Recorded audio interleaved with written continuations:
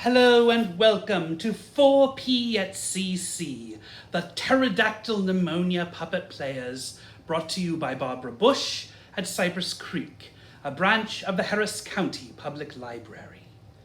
This week, part 2 of Romeo and Juliet.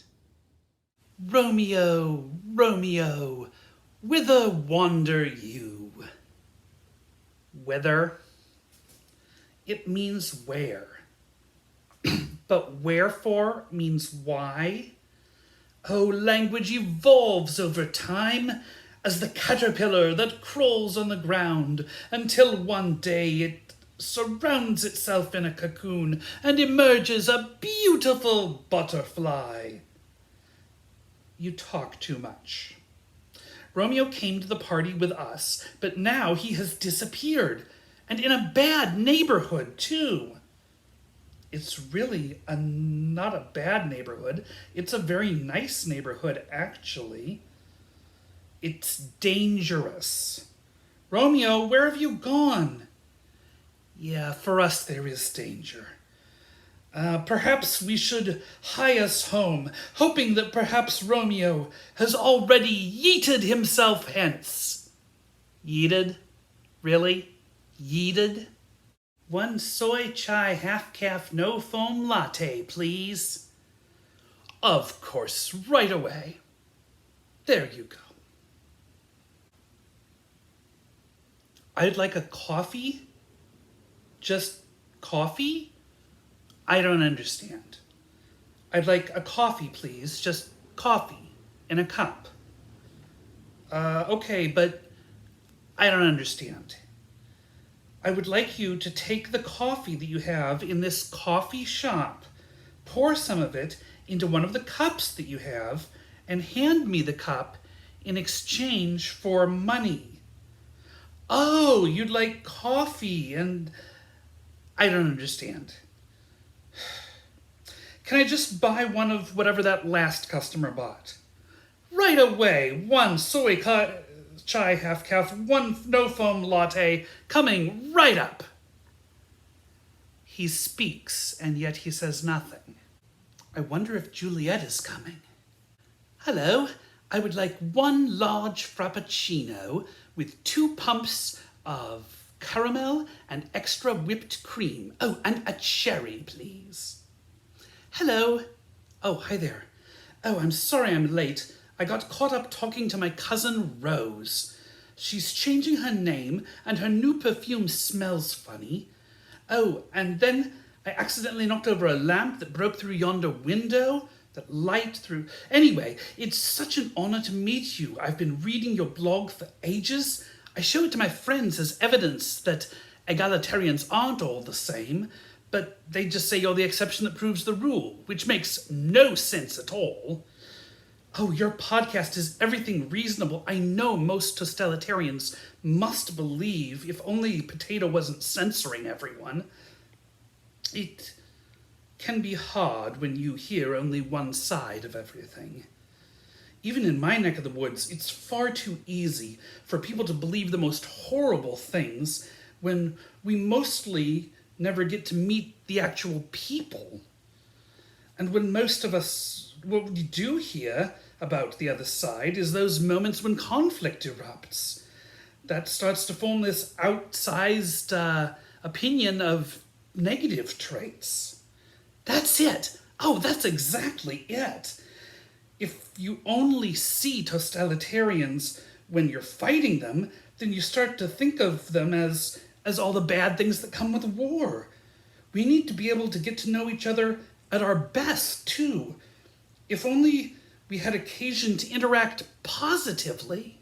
You know, we both have excellent family connections. What if we could set up some kind of community center on the border between totalitarian and egalitarian lands? A place where people can get together and play games and tell stories and get to know all the good things about each other. Could that be the way of moving past all this animosity? That's brilliant. I know this guy Lawrence who could serve food, but where can we set up the building?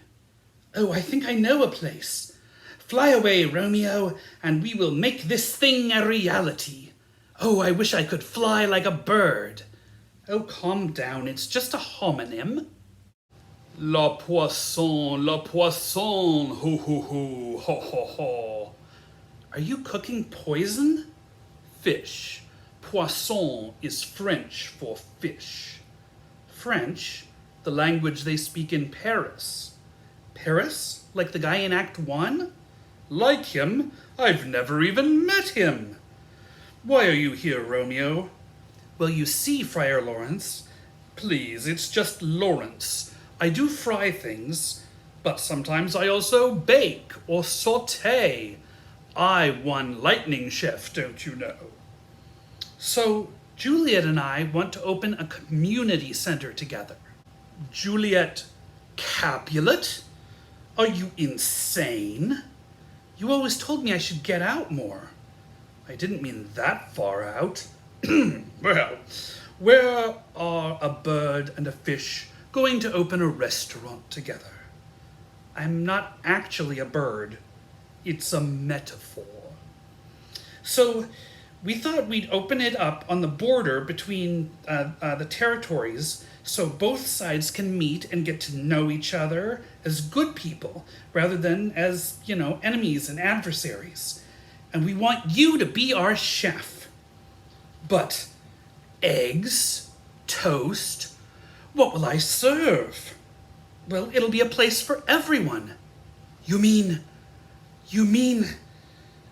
I could make toasted egg sandwiches? Oh, I have dreamed of making toasted egg sandwiches. Don't exactly dream big, do you? So, Romeo, this is my accountant. You have an accountant? Well, of course I do, don't you? Oh, yes, you're egalitarian, scoffing at money until you need some. We just feel as if society should help people in need instead of using money as an excuse to starve the ones that don't have it. Knowing how the world works makes it easier to make it work well, not harder. You can have your arguments later. I'm here because you've hired Nurse et al. To handle your community center franchise. Nurse? Your name is Nurse? Why? What's in a name? A name isn't a hand or a foot or... Look, lay off is my point. Fair enough. You sign here, and here, and here, and here. Great. The audience has just experienced the excitement of watching you open a business. Wonderful. Now nothing can go wrong. I'm sure that the fact that we still have 3 more acts to go isn't an indication of trouble ahead. Woohoo! Join us next week to see what trouble does lie ahead for Romeo and Juliet in part 3. Until then, keep on reading.